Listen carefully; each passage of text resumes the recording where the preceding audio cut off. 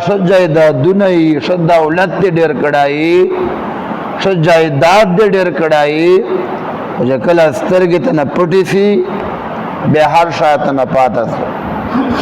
بیا تا لره هېڅ شی نشته الله پاک فرمایي چې چا د آخرت ګټې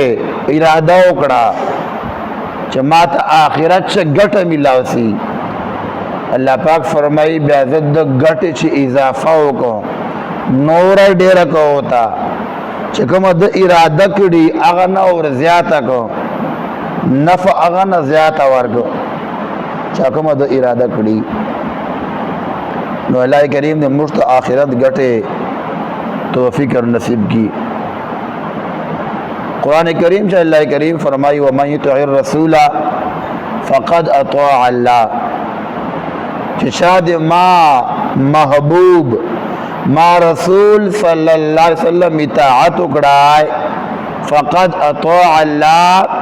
په حقیقت چې د الله اطاعت